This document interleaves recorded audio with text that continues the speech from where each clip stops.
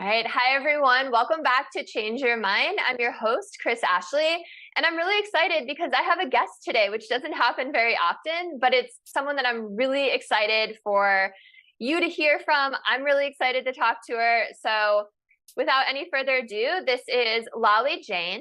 Loli Jane is a certified professional animal communicator and pranic healer. She is thrilled to be serving animals and their humans as an interspecies communicator. So if you want to talk to your animal or assist with any kind of issues like behavioral issues, training, health, the dying process, assisting lost animals, reincarnation or past lives, and animals as mirrors, I'm going to have to ask you about that. That one's interesting. She also provides highly effective remote energy healing.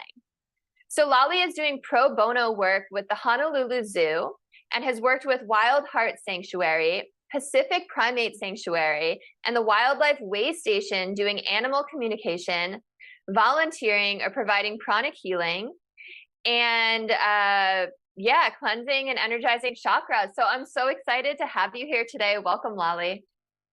Hi, thank you. I'm excited to be here. Talk about this. It's amazing.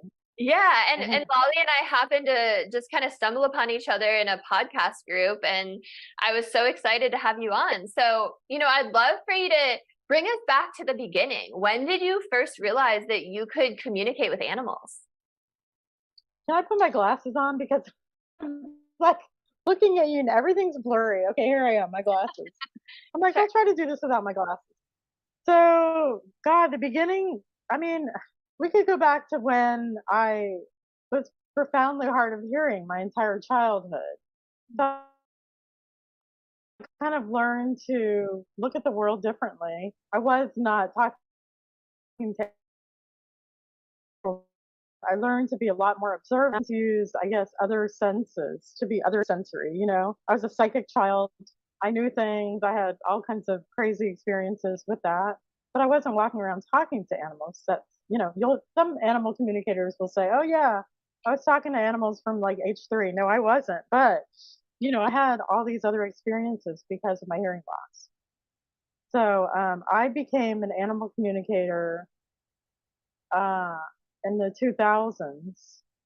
I was talking to animals before I was formally trained, but I decided to go to formal training in, I think, 2019 with the Gurney Institute of Animal Communication. So it's a training school, and it's been like this life-changing journey, which just keeps on keeping on.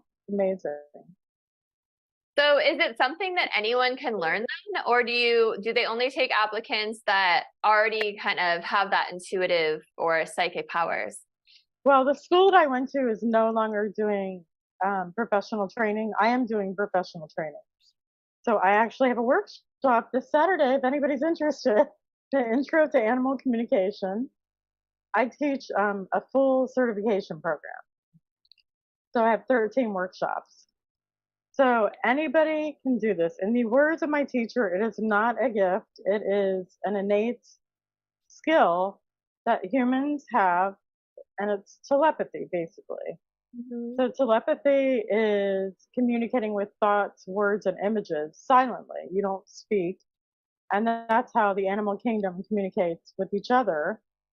And that's we're part of the animal kingdom. So we do have the same body parts and tools that animals have to communicate telepathically.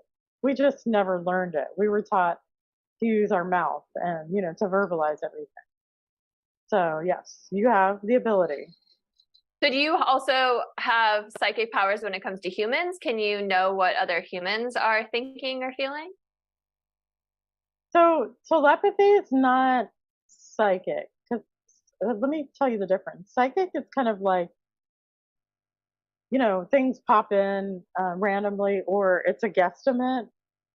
Telepathy is you're actually calling up the animal. I look at their picture, I call them up, based on the connection with their person, and I start a conversation with them. And I start asking them if they want to chat, first off, and then that their person sent me. And then I start asking them, whatever the issues are about, or just to get to know them, tell me about yourself. and then they respond, and I respond, they respond, I respond. So it's not the same as psychic.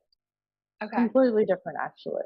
Okay. But Thanks. yeah, I do work with humans. I am a soul healer on the human level. So the animals bring their humans to me about their animals, and then the animals turn it around and say, well, my human needs to do this, my human needs to do that, and to work on themselves, and then I help the humans.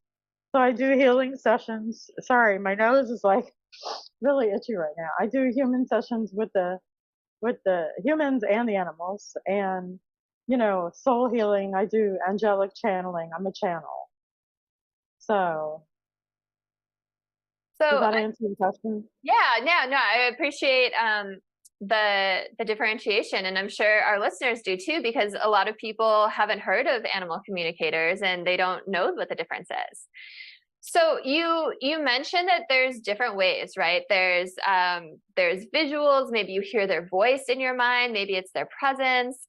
And I know you said that you have your hard of hearing. So is there a specific way that you personally communicate best with them? That's a good question, because we're all different. Like every single animal communicator is different, and they bring their own gifts. I was a channel. I was an angelic channel before any of this started. I never went to school for it. It happened naturally. I had a whole, you know, year-long experience, angelic, the angels coming down and teaching me. And so I'm clairaudient, and I'm clairaudient because of my hearing loss, I think, too. Because I don't, somebody said, well, you can't hear in this dimension, but you can hear in every other one. I'm gonna say that's So interesting that that's what I you're. know, right? So, all the suffering was for something. Right. So, like, I'm clairaudient. Some people, like some animal communicators, they only get images. They don't get audio. I like getting audio. I get everything. I get audio, images, pain. I get empathic pain. I've had animals drop me to the ground with their pain. Wow. I could be on a session with somebody, and all of a sudden I get this random strange pain somewhere, and I tell the person, they're like, "Oh yeah, my animal has that." I'm like, "Okay," you know. But we all do it differently. So I like being clairaudient because I can hear their personality, just like I'm talking to you. Get Yeah. a sense of their personality, and I can hear a voice behind their personality, and I can write down their personality for you. But if you just get images, you don't really get that. So because I get it all, it's kind of fun, talking to the animals. That is fun.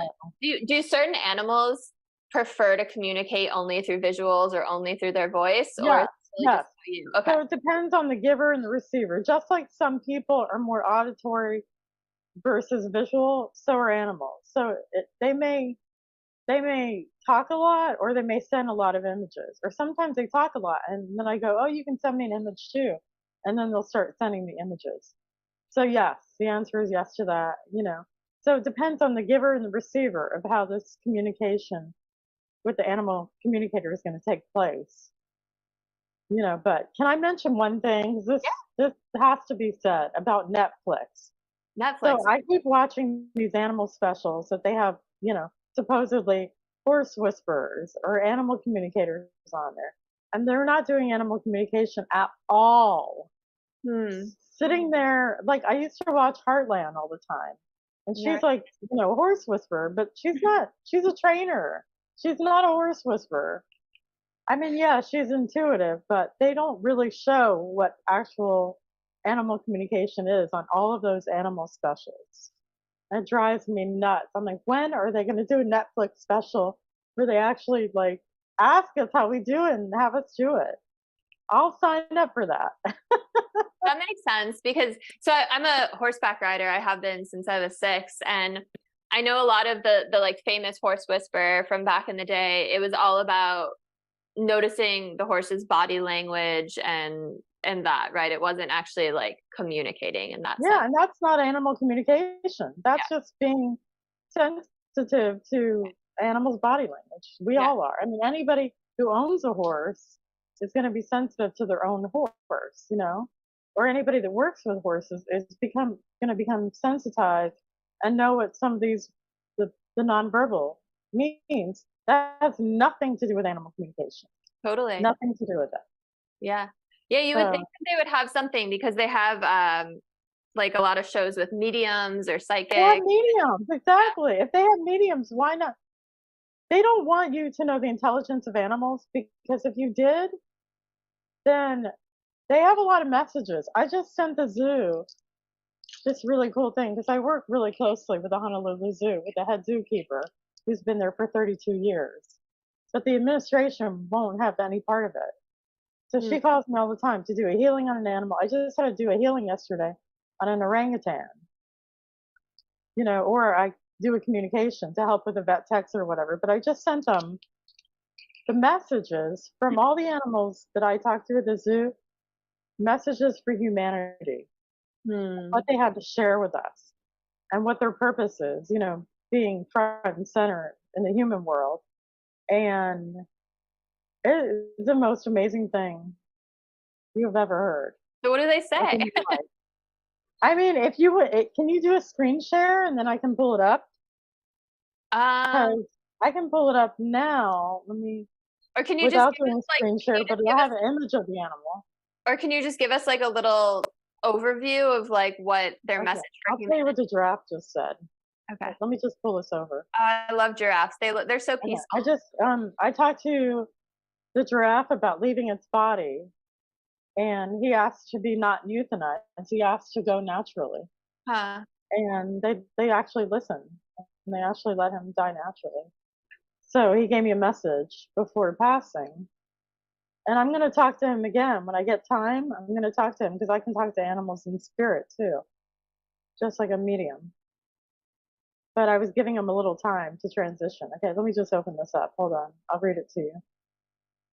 Okay, so Makana, they also called him Squirt. Wait, hold on. Let me get this picture. Okay. Makana, oh crap. Sorry. My computer is doing weird things today. It's okay if you can just like remember some of it. You don't have to even. No, I don't remember anything an animal said 2 seconds later, because you're getting a lot of information. Okay, I just want to read this to you. Okay, Makana, message for humanity. Makana is very grateful for having met animals he never would have met in the wild. The animals I've met have so much to say. Even though you feel the drudgery of daily life, we animals are here to be with you. Tap into our wisdom and knowledge. We are not just hunks of flesh. Find the magic that surrounds us as animal beings. Spend time with us instead of just cleaning and feeding us. Know yourself deeply. You do not really know what's inside of you. You don't think that deeply. You are busying yourself with tasks. Stop and get to know yourself and the world around you. It might amaze you. Don't avoid being in joy. It is your highest vibration and can heal others. When you are in joy, you surround yourself with others with beautiful light energy and can heal worlds with this energy. Don't forget this from me. My fellow beings, we really are one, but separate bodies are just an illusion. So you can fulfill your story. Why do you think I'm so tall? So I can reach the heavens. This is my work. Love that. That gave me chills. I know, I cry when I read really the end. Yeah, I'm like tearing up a little. Why do you think I'm so tall? He told me, Makana told me that his purpose was to bring people back into being heart-centered. And you can connect with him anytime, look at his picture, meditate with him, and he'll bring you back to being heart-centered. Like, that was his purpose on the earth this time, in this incarnation. Isn't that cool? That's so beautiful. Yeah. I love giraffes so much. I know. So I got a whole bunch of really cool things from the animals, that I've talked to. So they have just the most amazing intelligence. I mean, beyond what your imagination could ever conceive, animals can think. It sounds like they're even more advanced than we are in the spiritual world, right? Yes, they're much more spiritual, and they're much more oneness connection. And Yeah. all the animals have told me, every time I talk to another animal at the zoo, they tell me, we've been waiting for you. What do you mean you've been waiting for me? The person just contacted me. Well, the other animals have talked to you, and we all talk about you, and we know what an enlightened human being you are. And we love talking to you, and I've been waiting to talk to you for like a year now. Like, that's amazing. They That's so, all talk to each other in the zoo, even though they're not in the same enclosures. yeah, that's It's really their sweet. telepathic, Yeah. and they So, all share.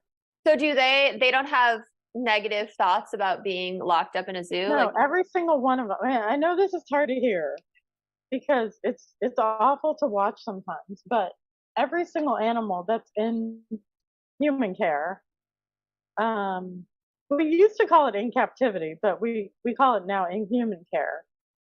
They have chosen this lifetime. They've told me they have chosen to be in front of the humans so they could affect humanity and work with the humans. And, they're sending off thoughts to us all the time.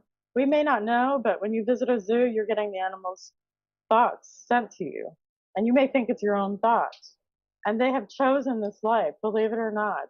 Every single one of them have told me that. And they each bring something else, like every single animal brings something else to the table. Some are healers, some are like scientists, some are like a record of the earth. I had the elephant tell me, the elephant named Mari told me stuff about the earth and about like the earth records and about the woolly mammoths and about a whole bunch of stuff, which is science. It's amazing. I think that's why they kind of don't want to put it on Netflix, because if we actually could talk to animals and we knew, then we wouldn't be slaves anymore. The humans wouldn't be slaves anymore. We would be free. yeah, that's Well, so cool to hear. And I think that came from Makana. yeah, that's cool. My listeners are very familiar with the idea of having soul contracts and choosing what you're going to be in this incarnation. I talk about that all the time. So it's cool that animals have that. And it's interesting because as humans, we forget when we cross the veil, right? We come into this life and we don't remember our plans that we have so carefully laid out with our spirit guides. And it's interesting that animals can remember that. They remember their purpose here and they remember what they chose. They absolutely do. If I talk to clients' animals, I always ask them their soul purpose. What's your soul purpose in this incarnation? And a lot of the ones that are pets, that are with us, their sole purposes have to do with service to us because we're soul family. I'm doing a podcast on this next. Soul families, reincarnation, and past lives. And they're all soul family with us. So like they may not be in every single lifetime with us, but they incarnate with us over and over and over and over and over as different animals. And also, yes, they can be humans. Yep. And they come back to us to help us with our lessons, to be in service with us right now, to help us get over this, our karmic stuff that we need to like get over that hump, And I'm finding more and more, and I just had a case yesterday. These animals that are passing right now are reincarnating like immediately. Like if they're coming back, like if it's appropriate that the people can have another animal, they are choosing to pop right back into another body. And they're doing what's called walk-ins. Mm-hmm. You know what a walk-in is? I do. The person who, my first mentor who led to my spiritual awakening was a walk-in. His name is Drinville Melchizedek.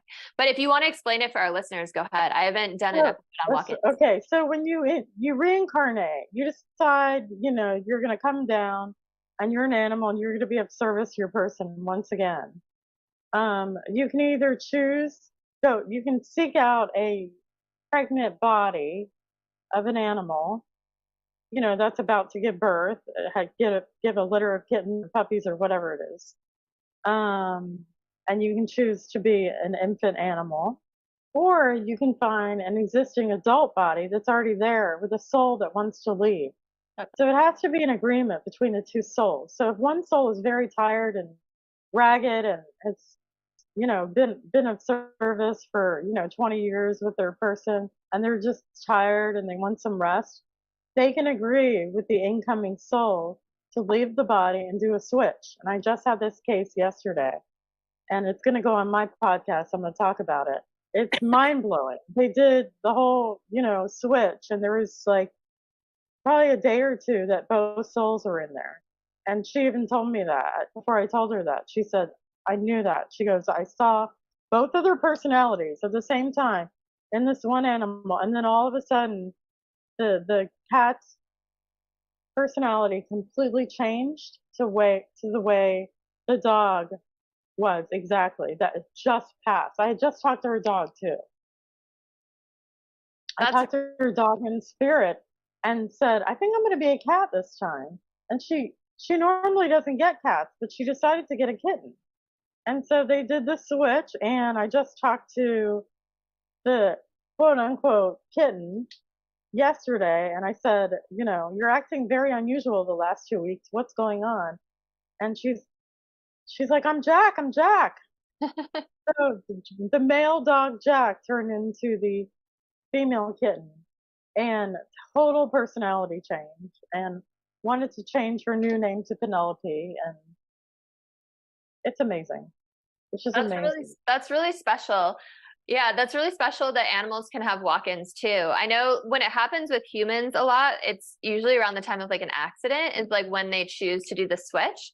I've never heard that both personalities are in there at once, but what happened to Drunvalo is he was in the hospital. I can't remember why, but he woke up from the hospital and the walk-in had come in and the other soul had left, and his nephew had said something to him and he goes, I'm sorry, like your uncle's not here anymore. That was like the first thing he said. And he was just that new personality. But that's super, super fascinating. That's interesting that they're coming back. And I love that you said that their soul family. So my heart dog, I called her the ET to my Elliot. Her name was Soda Pop. She passed away last year. And I'm really into QHHT, which is, I don't know if you're familiar, it's Dolores Cannon's quantum healing hypnosis technique. Dolores, yeah. I've read the third wave, the volunteers. The 3 waves of volunteers and the newer. Yeah, that's great. That's the first one of hers I read too. But I found out in that Soda, my dog, had been my son in a past life. And when my husband got a QHHT session, he found out that Soda had had several difficult lives, and her purpose in this life was to just have a rest, just to have a life where she was resting and she was just loved unconditionally. And that brought me so much comfort because it was like, we gave her that, we gave her what her purpose of this life was. So absolutely on board with you with animals being soul family and reincarnating again and again. So you should have me do a session with her. Yeah, Like, I'll talk to the animal for like 2 hours. I have talked to an animal, a horse, for 4 hours. Wow. Not including the human session that I do on the phone afterwards, which is an hour. I mean, literally talk to the animal for 4 hours. Yeah, so just as long as they want to go. It's fascinating, what they have to say. Yeah. So that's interesting that you said that. So my brother-in-law is very, very spiritual. He meditates for 5 hours a day. Right now he's in the Himalayas with monks at a monastery. Like he goes there several months at a time, multiple times a year. Like he's a monk. He's just an old soul. And when Soda passed, he told my husband and I, he was like, don't have any psychics or mediums or animal communicators try to talk to her, because she's like going on and serving her purpose now, and you would just distract her by pulling her back. So I'm curious what your thoughts on that are. I would say I agree with that for a period of time, to let them be. That's why I'm not talking to Makana yet. I'm like, let Makana transition. There's a period of time where they do have to rest and transition and, not be bothered by us. But I would say after, a couple of weeks, maybe, yeah, you can absolutely, they always want to talk to you. They love you. I mean, even if they're in another lifetime. I had my soul animal is Frosty, Mini American Eskimo. I grew up with a dog named Frosty. Okay, I'm gonna show you Frosty. Wait, let me Oh my grab the God. picture. Frosty was a Maltese for me. Okay, this is Frosty. He's Aw, my Frosty. love of my life. Okay, so Yeah. Frosty, Frosty passed, and Frosty was 3 animals in this lifetime for me, and he was actually reincarnated as a kitten the day they put him down. The day I had to euthanize him, he came back the same exact day. I'm not kidding you. Wow. Came back the same day because I was so distraught as a kitten, and I didn't get the kitten until it was born and weaned. But it was literally his birthday was the day he was put down, and I found out it was him. But That's I can't have I've been traveling. I was living in Hawaii for many years. I was on the go. I couldn't have an animal, and even where I live now, I cannot have an animal. Can you believe it? I know I'm an animal communicator yeah, without. that's horrible. No, it's torture. So Frosty told me, and another animal communicator actually conveyed this to me, a friend of mine that I went to school with. She said Frosty's a Great Dane now, and he's in Sweden, and he was, he's with a boy. I go, oh my God, my soul animal's cheating on me. But no, he said no. He goes, I know you can't have an animal. You're not stable yet. You'll be stable in 6 years. That was probably like 4 years ago. So I probably have a couple more years. You're not stable. You can't have an animal yet. And I chose a body that only lived 6 years. So I'm coming right back to you after that. But he goes, I'm tired of living in a cold place. Can we live somewhere warm? Because it's cold right now in Sweden. That's really and he's sweet. a Great Dane. That gave me So chills. Isn't that crazy? Yeah, that gave me a lot of chills. Yeah. Yeah, it's interesting that you said, so it's interesting you said that he was born as a kitten the day he died, because Soda died on May 25th in 2022. And we ended up in October getting a golden doodle puppy. And we found out his birthday was May 26th, the day after she died. And like in my heart, I know that she spent that day, because there's no time on the other side of the veil, right? Time is an illusion. And I know she spent that time like prepping him to be our perfect dog and like led us to him. I know that in my heart. Well, Sure. let me share something about that with you. This is the craziest thing. Okay. So in the beginning, when they first pass, it's kind of like a heaven of their own making. It looks like whatever they loved when they were incarnated. Like if they loved running on a hillside, they'll be running on a hillside, you know.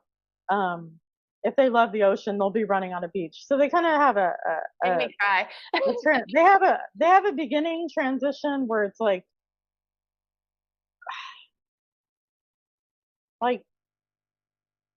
what's the word? Not photons, but it looks like colors, like I could see different weird, bizarre colors. And then I see like a scene, like they were, like I said, their favorite place.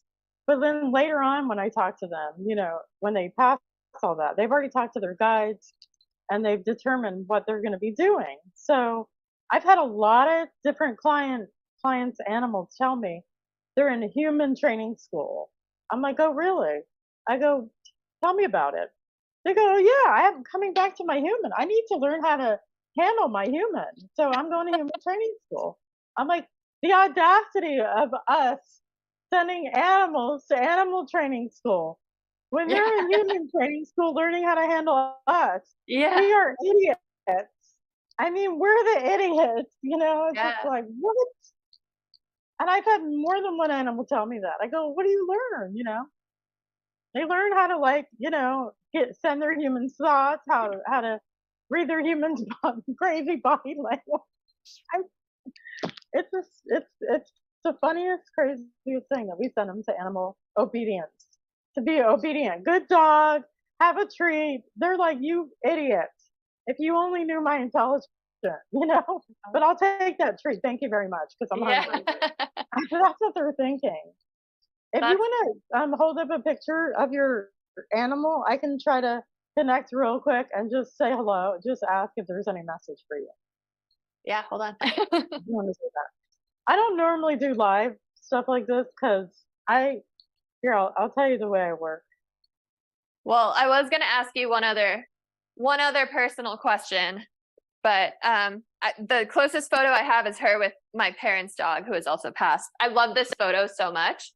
They're like running in the snow. Can you see it? There's kind of a glare. There's two dogs there. So that was Soda Pop. She was a Catan de Tulier, and that's Casey, my parents' dog, who has passed also. So Soda's the white one. Yeah. I love this picture so much. I know it's kind of hard. Frosty, doesn't it? Yeah. So I had a Maltese. So I had a Maltese before. Yeah. But I had a Maltese named Frosty before. Like little fluffy white dogs, I have a place in my heart for sure. That's so crazy. Yeah. Okay, wait, hold up the picture for a second. So Soda's her name? Soda Pop, yeah. Okay. And then Chris, what's your last name? My last name that I go by on my show is Ashley. If I have to connect, when I call her up, I'm going to connect her with you. Okay, my real last name is Beerwith. What? Beerwith. Beerwith. Okay. Okay, yep. Hold on. Give me a sec. Okay.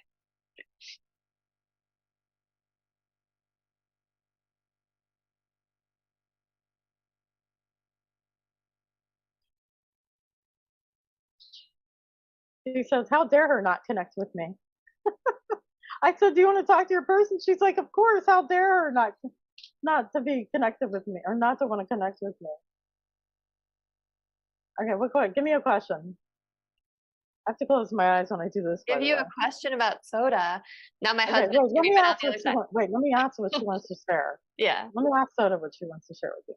Okay. Oh, here, now you can see it better. She said, I'm not gone. I'm not dead. I'm not gone. I'm not dead.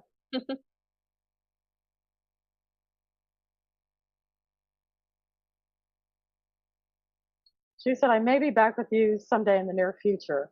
Let me find out when that is. When you're ready. When you're ready. Let me ask her what animal.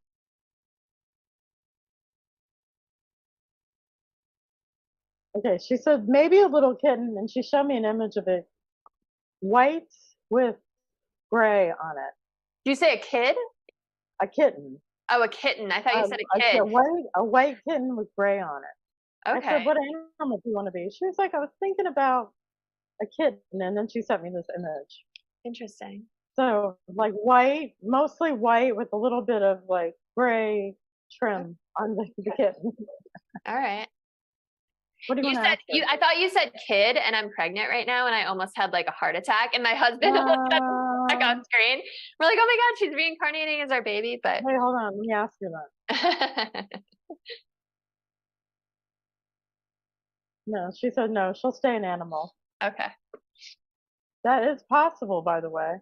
You can go back and forth. Some animal communicators disagree with me, but I've had crazy experiences where the animals were human before, and they told me something historically, factually accurate, where I could Google dates, wars, times in history, you know, the surnames of the families, the heirs, everything. And I was blown away. That's really blown away, because my teacher does not believe that you could be a human. Go back and forth. You know, once you're an animal, you're not. We're never. You don't go from human to animal. That's what Dolores Cannon says too. She's like, you're an animal first, and then you're a human. And I'm like, no. Soda was my son in a past life. I don't believe that at all. No. and I asked the animal, I'm like, well, why are you a dog in this lifetime? The animal's like, because I chose to be humble. The animal was a king, the king of Prussia. It's a dog in this lifetime. I go, well, why the heck did you go from king of Prussia to a dog? Well, I needed to choose a lesson of humbleness. I go, well, you chose the right body. Yeah. For sure. This dog was pissed off because he's like, you know, it's my decisions. I have to make the family decisions. She can't make them. I'm the decision maker. I said, you're a dog. and then proceeded to tell me this entire lifetime being the king of Prussia gave me the surnames, the first names, the last name, the heirs, the war spot. This is really weird, but this is what your dog said. And she's like mind blown. She goes, my family's from Prussia. And then she also said, somebody's always called me queen because I act like a queen in this lifetime. And I asked the dog, I said, what was your person to you back then? She was the queen. That's Like, so cool. I have I goosebumps. know. Wow. So that was like the first case that I was still in training during that time. And so I knew early on that that was like a thing. And then I had lots of other cases like that too, where they were human before and they chose, some of them said they chose to come back as an animal in this lifetime for their humans because it was the only way to connect with their humans on a deeper level. Like their humans were, you know, maybe going to be single and not have a spouse or a child or whatever. So it was the only way to get like really close to their humans in this lifetime. So they had to be an animal. That makes sense. But And every lifetime is for different lessons too, right? And for your own soul growth. So maybe like that dog needed a humbling lesson, right? So maybe that body yeah, better. a lot of the animals, they'll choose, sometimes they'll choose their own lessons to deal with. They're working on themselves, but a lot of them, they're human and they're helping their human with their soul growth. And they're helping them, you know, like Frosty told me that he came back to me lifetime after lifetime to help me with my self-esteem, you know, because I didn't have self-esteem growing up as an almost deaf child. I never learned sign language. I never went to special schools.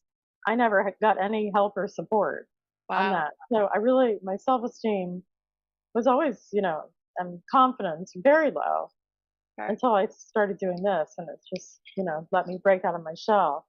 Let me just tell you, it's funny because when I first knew that I had to do something publicly, because I'm like, okay, I'm an animal communicator. I have to market myself, right? You can't get a job.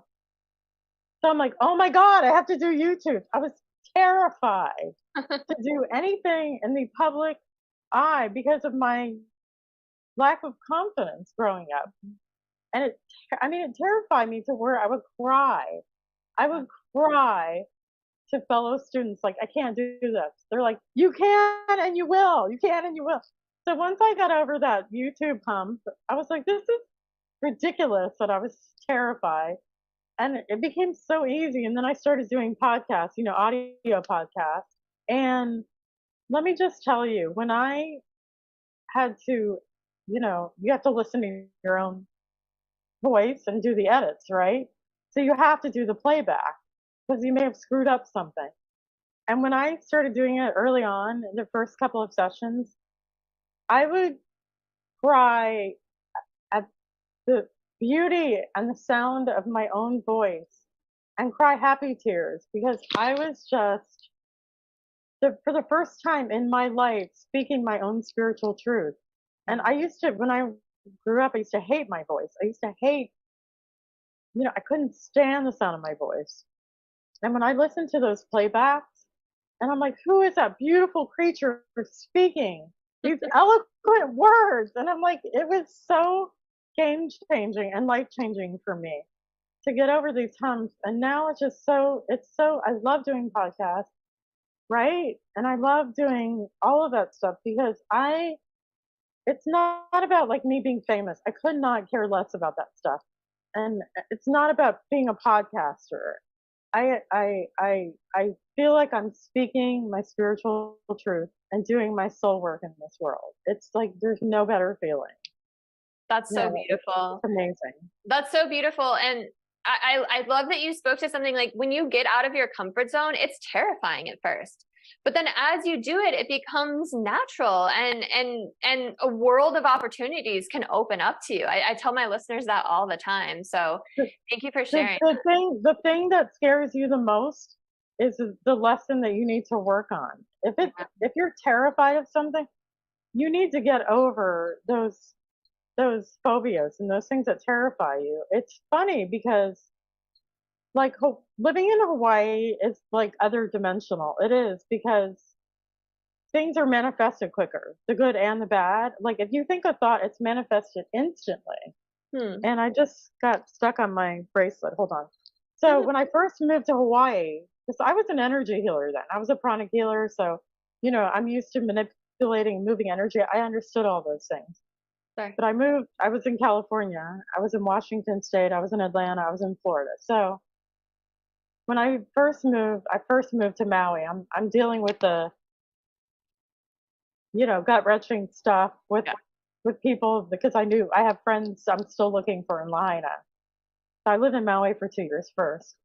And when I first got there, I had a thought. I was driving and I saw this rainbow and I thought, God, that would be really cool if I drove through that rainbow because the energy healing that pranic healing uses, we shoot energy out of our palm chakras and we use different colors. We use rainbow colors for different healing properties. And I thought that would be really cool and healing if I drove through the rainbow. The rainbow was way far away from me, like a quarter mile away in a field, and I'm driving on a road. When I had that thought, the rainbow turned the corner. It became adjacent to where my car was all of a sudden and started moving and then got right in front of me on the road. I'm like, what the hell is happening? I literally had that thought and I literally drove through the rainbow and I'm like, That's so cool. oh my God. And then over and over, people, when they go to visit, I always tell people, your phobias and your fears will be served up to you on a silver platter so you can get over it. In Hawaii, that's what it's like. And I was terrified of the water. And I had so many water accidents. I fell off of a big tide pool cliff in Laguna Beach and had to be rescued by the lifeguards and taken to the hospital. Wow. So I had and I was stung by a man of war when I was a kid. So I had a lot of water drowning phobia and stuff.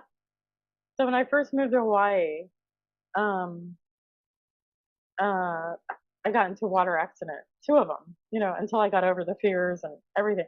But I was telling you this because I had a terrible rat phobia for no reason. I must have had a lifetime. I haven't checked this one. Back in during the Black Plague, because I had this ridiculous, off the charts rat phobia, right? Until one day somebody posted a video of a rat showering itself. And I shared that a bunch of times on mine. Did you ever see that? It went all over social media. It was literally a rat. They played some music and the rat was like showering his armpits under like a stream of water. He was, doing cleaning his hair. It was somebody's pet rat. They gave him soap and he was showering himself. And I was like, holy crap. And then while this is happening, I'm supposed to get over this fear, right? This rat shows up at my doorstep. And, I leave all the animals food. I don't throw away garbage. I have a compost. And I have, all kinds of creatures out here. I have opossums and raccoons that come and get the food at night. So I kind of leave them food. And so this rat decided he's going to be one of the creatures getting the food. And so he came up to my doorstep and he comes out in the daytime instead of at night. And he sits there and chows down in front of me. I'm like, you realize I can see you, right? And it was like this phobia I was supposed to get over. So when I saw that video of the rat showering, it was like, phobia is gone. It's gone, completely gone. You're like, he's so, just, so that's whatever funny that, your fears are, let them go and get over it. yeah, that's funny that an animal communicator would have an animal phobia. Life. I don't, it made no sense. It was just like one of those irrational things that are from other lifetimes. A lot of the phobia stuff are from other lifetimes. Yeah, absolutely. A lot. And a lot of the difficulties that we're dealing with now have to do with our past lives as well. That's why getting past life regression is amazing. Yes. So I do. You want me to talk about that for a second? Sure. Do you have time? Yeah, absolutely. Okay. So the regression. So when I do a past life regression, I find, well, a lot of times I'll talk to the animal and they'll bring up that like a behavioral issue. Like for instance, sometimes behavioral issues have a past life basis. So like they'll be, people will go, my dog is so overprotective or aggressive, and I have no idea why I didn't train him that way, and he's off the chart overprotective, and I'll talk to the animal, and they'll go, oh yeah, it has to do with the past life of my person where, I didn't do such a good job. I got, you know, I let my person get killed or hurt, and so I have to really protect them in this lifetime. Makes sense. So then I'll know to do a past life thing. I'll recommend it to the person. And then I will find out the person's issues. What are your big life issues? Like I mentioned, I had some phobias. So I'll pick out like the biggies of the human. And I'll go back to 3 lifetimes where the animal was with them in those lifetimes and when it started, like we're just dealing normal lifetime where this started, where your human died and you weren't there or something. And then the 3 successive lifetimes that I need to see. And then I can talk to the animal and the human from the past life to not bring it forward anymore, to leave it there. That you don't need to carry this forward. It's done. You don't need to make promises for every other future lifetime. So it's very, very amazing, deep healing work. It's amazing. That's really, really incredible. I think you froze a little bit, by the way. You were breaking up a little bit. And I have you frozen, but I can still hear you. What's that? Sorry. Oh, there you go. You're back. Okay. Yeah, thanks. Did you hear what I said? I did. I did hear what you said. Yeah. So I'm curious, what is the number one thing that pets end up wanting to communicate with their people? That probably that they're communicating with them. That they're sending them thoughts, even if they don't know how. Those thoughts that pop in their mind when they're with their animals are from them. They've been communicating with them all along. And I would say that's the most common thing that I find. Or wake up human. Yeah. I mean, wake up human, because I'm more than you think, Yeah, that's really cool. And not like, they explain that. They don't have to explain it to me, but to their person, that it's not about controlling me. I work with lost animals and stuff too that run away and they don't want to come back because they're tired of the control, because they just want to be their own independent being. And some people are never going to believe in it. It doesn't matter what I tell them. Even some people that contact me, it's like, the conversation may not go anywhere ever, or what the animal has to tell me. Oh, I think I lost you. You're still there? They partially don't believe in it, unfortunately. So, I mean, I would say that's the common theme. The way that I work, which is why I say interspecies therapy, because all animal communicators don't do this. We're all different. And some just do a quick session, 5 minutes, $25, 5 minutes, and that's it. I am a soul healer, okay? That's my purpose. So I go deep. I go really, really deep. Like I said, I'll talk to them for several hours. I will find out all the root causes of everything and the solutions and what they need. I ask the animals, what do you need from your person to not do this behavior? Or what do you need from your person? Or what does your body need to feel physically better? Or whatever it is, What do you need your human to do? Yeah.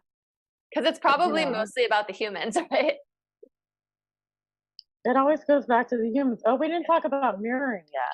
That's what I was going to ask you next. And by the way, my buddy here is coming over and saying hi. He's I've got my 1-year-old golden doodle here. Oh, let me see. You're hold him up. Come here. Oh, there he is. Can you say hi? Name? His name is Loli, like a woolly mammoth. Hi, Wooly. I told him, hey, I'm Loli. I can talk to humans.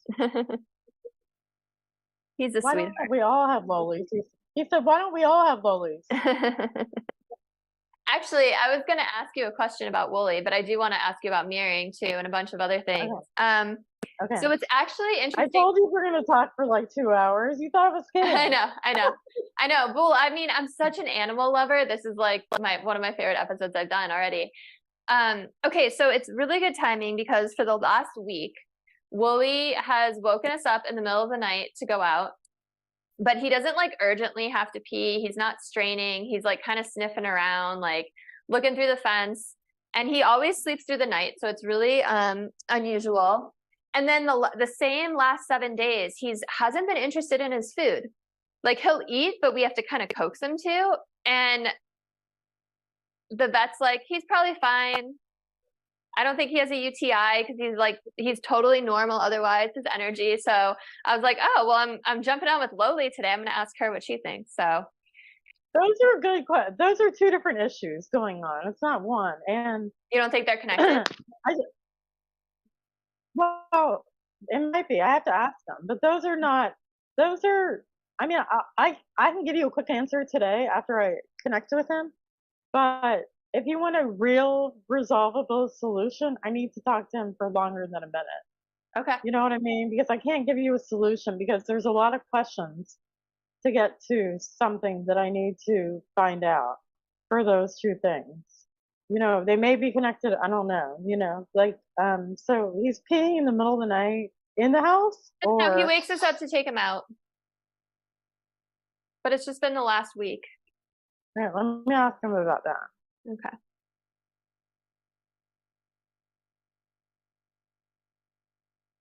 He said there's something going on down there. I can't hold it right now. So he might have a UTI.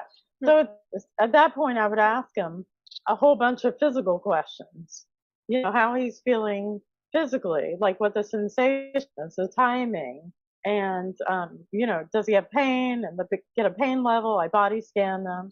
So there's a whole bunch of, if it's a physical case, I get all kinds of information that you can share with the vet for a diagnostic.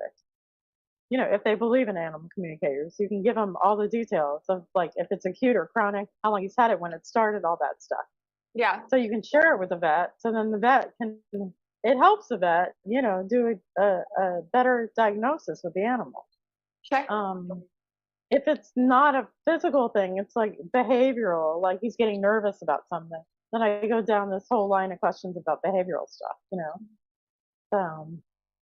But I think he's got something physical going on down there. All right. Yeah, that's interesting. I'll take him to the vet then and have them check. It's weird because he's not peeing any extra during the day or anything. Like, I don't know. It's weird. But but he said he can't hold it. So that might be like, you know, when you have a UTI. Yeah. Yeah. It's not comfortable. Nothing much comes out, but you still can't hold it. Yeah. Yeah. It's a bad feeling. Did he say anything about the eating or no? Okay. So tell me about the eating thing again. Yeah. So the last 7 days, he's just hasn't really been interested in his food. And like, well, if we kind of like coax him and stuff, he'll like hesitantly eat it. So he's getting a full meal every meal, but it's like he's not like excited about it like he normally is. He just doesn't have the appetite. Okay. Yeah. Okay, hold on.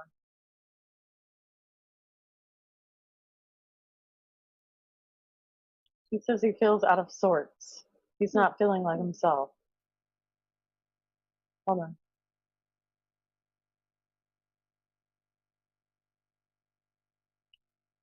Yeah, I think because it's all in that area, you know, which is where my healing stuff comes in. So the sacral is where the UTI would be, the sacral chakra. Yeah. And then it's going to affect the chakras above and below. So it affects the navel chakra, which is, you know, digestion and stuff. And then also the root chakra, so feeling a little bit weak and stuff. Makes sense. So usually above and below. I don't deal with the numbers because I deal with not 7 chakras. I deal with 12. There's actually 144 chakras, not 12, not even 7. 7 is kind of the simplistic version of it. There's 12 main ones. So I don't number them. I just call them names. Yeah. Well, thanks for talking to him and asking. I'll now that we know it might be a UTI, I'll get him checked out at the vet. Yeah. But if you want to do a session, I'm available. So definitely. You want to talk about the mirroring thing? Yeah, I would love to hear about that. Okay. Okay. So, what is that? So a lot of things that we think are animal issues are nothing more than them mirroring their human. You know, Hmm. animals will mirror us to a T. I mean, I'll tell you a story in a sec, but it's actually unreal how much they can mirror us, and they will die for us if we allow it. So if you have something going on with you, I've had a lot of clients going, I've gotten vet treatments, I'm taking them to the vet, you know, I've gotten this treatment, that treatment, nothing's working. Nothing's working. And I ask them, they're like, it's not my issue. It's, you know, it's not mine. And I go, well, are you trying to show or tell your humans something about themselves? Yes, it's all about my humans. So let me tell you this story.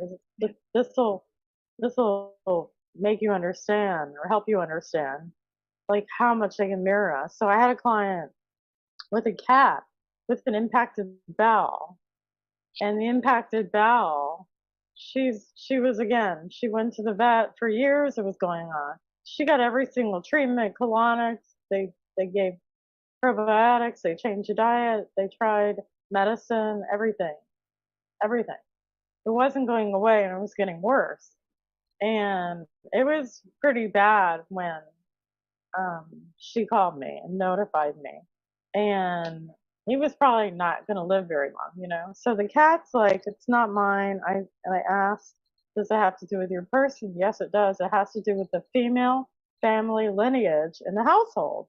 Hmm. And I thought that was so weird, you know, to ever hear that. And I was kind of scared to even read it back to the person. And I read it back to the person, and oh, it has to do with anger at their mother, is what the cat said. I said, Interesting. so your impacted bowel has to do with the female family lineage being angry at their mother. Really? Like, what in the hell kind of Yeah. connection is that? So I read it back to the person. She was floored. She goes, not only do I also have an impacted bowel, she never told me that. I go, well, your animal's mirroring you. She goes, but I don't talk to my mother, and I'm angry at my mother, and I haven't talked to her in years, and her mother doesn't talk to her mother and is angry at her, and her mother's mother, who I guess had passed already, never talked to her mother and was angry at her, and they Wow. all had impacted bowels. I Wow. go, well, your cat's telling me that's the cause. And so I did soul healing with her. Like I said, I work with the humans. I did a healing session with her on forgiveness and on letting go of that anger against her mother. She Uh-huh. called me 3 weeks later. She goes, you're not going to believe this. She goes, my cat's impacted bowel is gone. We did not do Amazing. any treatments on the cat. My impacted bowel is gone. I'm talking to my mother. My mother's talking to her mother. Her impacted bowel is gone. And Wow. then the last one had, and then I guess the last one had to do it in spirit, you know? And all their impacted bowels went away, and the That's cat got amazing. much help. Isn't that That's crazy? that's And so amazing. that's an extreme example of mirroring, but they can mirror our behaviors. They can mirror the craziest things that we do. They can mirror PTSD and ADHD and all that stuff. And you'll be going, my animal, my animal, my animal. No, it's you. So then I have to remind the person that you need to release your animal from this bondage, you know, because it really Yeah. is. I Yeah, mean, the it's poor bondage, cat. you know, but they're in service to us because they love us so much. So I tell the animal, well, thank you so much for your service. Thank you for being a gift for your human to take this on. And I ask the animal, are you willing to let this go? If your person works on themselves. And usually the answer to that will be, well, if my person actually works on themselves, I will. But if they don't, I won't. I'll keep it. Well, that's good And then motivation. I have to tell the person, you can't pretend to work on yourself now. You have to work on yourself. You have to take it upon yourself, or your animal is going to never let this go. So Yeah, it's pretty astounding what mirroring is and does. that is amazing. I Uh, know. I don't know if you're familiar with Greg Braden's work. I really love his work. Yeah, yeah. He tells a story in one of his books I think it's the Divine Matrix, a really similar story where his mom called him one day and she was like bawling because her dog she wasn't feeling well. She took it to the vet and they did x-rays and there were like spots all over, like tumors or something all over. And she was like bawling, and Greg had just heard about, I guess, animal mirroring or something. And he was like, Mom, I want you to go get checked out right now. Go get x-rays. And she thought he was crazy and she did it. And it turned out she had spots in the exact same area on the x-rays, and they treated her. And then once they treated her, the dog cleared up. And it's amazing. unreal. It's unbelievable. Unbelievable how much they can literally take our physical, emotional, everything. It's What a unbelievable. gift. I mean, how amazing is it that we have animals here? Like, I mean, I'm like, are we even worthy of it? Like, they're so special. I know, they are such a divine gift, and they work so hard trying to help us lifetime after lifetime after lifetime, you know. And I mean, we don't give them credit. We don't give them credit for when they do a behavior, they're doing it intently, and they're doing it to show you something. Animals don't do something for no reason. There is always a reason, and they're trying to show or tell you something about something, even if it's not mirroring. You know, they may be trying to show or tell you something about another. I had a client that this dog would like flip upside down on his back and stick his paws up in the air like he was dead, and kept showing her. And she's like, what's wrong with my dog? And the dog was trying to tell the person that the animal, she had another pet that just passed, that they're communicating back and forth, and that animal is still very much in contact, that they're not gone just because they're passed. So this dog kept flipping upside down, sticking its legs in there just to alert her. That's really cool. I know, isn't that cool? Do you find that when animals pass, like, I know they go on and reincarnate. I remember when Soda passed, my mom gave me this book called The Amazing Afterlife of Animals. I don't know if you've read it, but it was by an animal communicator. And her whole thing is that your pets stay around you. And I was like, I don't know how I feel about that, because I want Soda to like go on and have more adventures. But yeah, I would just love to like hear your take on it. Do they stay around? No. They're multidimensional. I mean, especially if you're in spirit, you don't have a body anymore. You can travel all over the universe. You know, even when you do have a body. A cat just told me the other day how multidimensional they are, that they can like go all over the place. I had a tiger tell me that if you want to jump on my back, I can take you there. I'm like, yeah, cool. Yeah, I would do that. Yeah. So cats are multidimensional. Animals are multidimensional, but if you don't own a body and you're in spirit, you can do more than one thing. You know, you can be doing your thing there and jump in and go visit your human. And, you know, a lot of us feel our animals crawling on the bed, and actually can do a temporary walk-in. We talked about like the permanent walk-in, but I've had many times where Frosty showed up in another animal quickly, temporarily, just to say hello to me and give me like a kiss and a hug. And I felt it. And I used to have 2 Jackson chameleons when I lived in Hawaii. Okay, Jackson chameleons. I had a male and a female, and I love them so much. I mean, I used to go I used to put them on my chest and take them to the park and take them bike riding. And there was a really strange connection that I had with a male Jackson chameleon. I mean, it was beyond love. Like, I cannot describe it. And I would actually kiss him on the lips. I mean, I loved him so much, and he was dying, and I couldn't even deal with it. So I was having a hard time even talking to him because of the emotions. And so a friend of mine was also an animal communicator. So she came over, and I never ever told her about Frosty. She didn't know anything about Frosty. She goes, he's showing me that he's a white dog right now. And I'm like, what?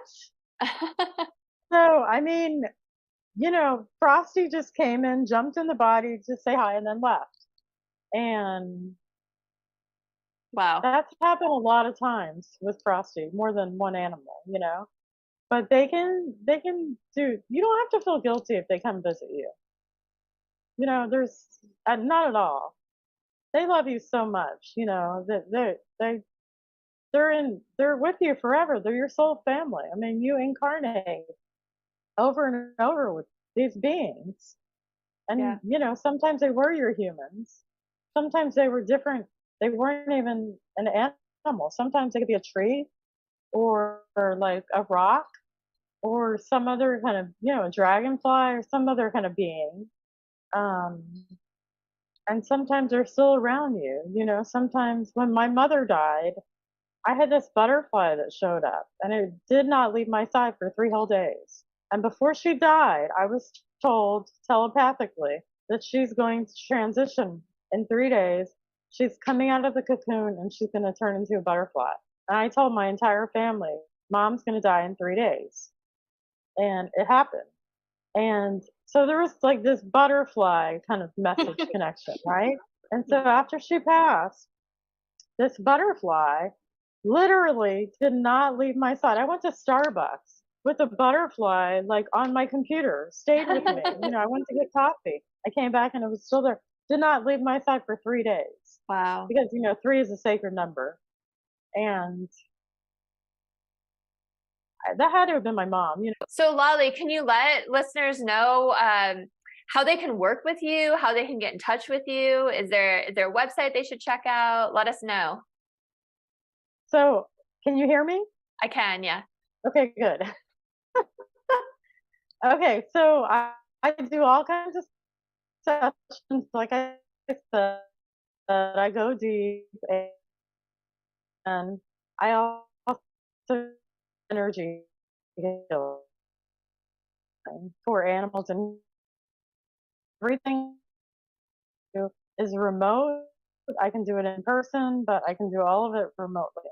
And I also channel angels. So you can get speak.com, animals-speak.com. And then I also have my own podcast channel. If you ever want to listen, I'm on all of them. OLI, Jane, Jane, Animal Communication. I'm on Apple, iHeart, Spotify, Buzzsprout.